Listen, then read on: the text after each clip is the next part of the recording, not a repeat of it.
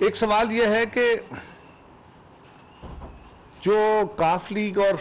इत्तेहादी जमातों ने पंजाब के अंदर कामयाबी हासिल की है और काफ लीग के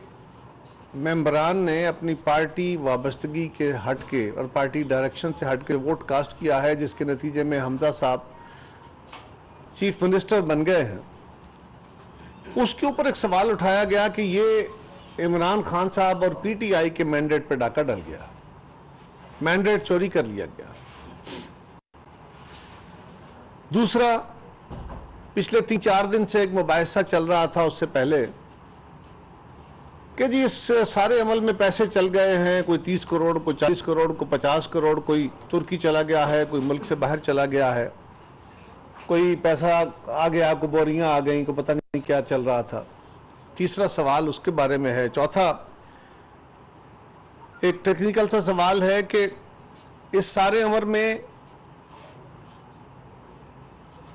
कि पार्टी का वोट किसके कहने पे दिया जाएगा, क्या पार्टी लीडर उसमें अहम होगा या पार्लिमानी लीडर। और इस सवाल के ऊपर एक थोड़ा सा अभाम पैदा हुआ। आइन के अंदर जो लिखा है और सुप्रीम कोर्ट ने जो उसकी इंटरप्रिटेशन की है उसके ऊपर, और एक सवाल यह है कि हमने फुल कोर्ट डिमांड की है, हुक्मरान इत्तेहाद ने, कि इस फैसले के लिए फुल कोर्ट तलब किया जाए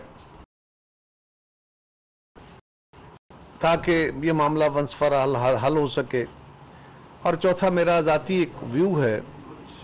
उसके बारे में भी मैं गुजारिश करता हूँ। जो अदालत उज़्मा ने, काबिल एहतराम जज साहिबान ने सीएम पंजाब को ट्रस्टी सीएम कहा है, जिसकी आइन में तो कहीं गुंजाइश नहीं है, लेकिन हाल है कि ऐसी वजाहतें, ऐसी इंटरप्रिटेशन या ऐसी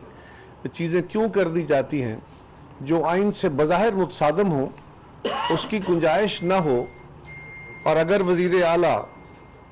अपने इस दौर में जब तक ये जुडिशल रिव्यू में केस चल रहा है, उसके ऊपर हमारे तहफ़्फ़ुज़ात अपनी जगह, तो अगर उसमें वज़ीर आला कोई ऐसे इक़दामात उठाते जो अदालत की नज़र में दुरुस्त ना होते, उनके इख्तियारात से तजावुज़ होता, तो वो उनको अंडू कर सकते थे।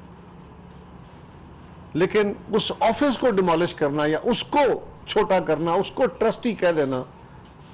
जिस तरह हमें अदालतों का एहतराम करना है, इसी तरह सब ने इस मुल्क के सियासी ऑफिस का भी एहतराम करना है। इसलिए कि सियासतदान पार्लिमान पैदा होती है और पार्लिमान आइन बनाती है और आइन से तमाम इदारे जन्म लेते हैं, उसके तहत कवानीन बनते हैं और वो सब इदारे उन कवानीन के तहत चलते हैं। लिहाजा पार्लिमान का सियासतदानों का एहतराम बाकियों से कम नहीं है।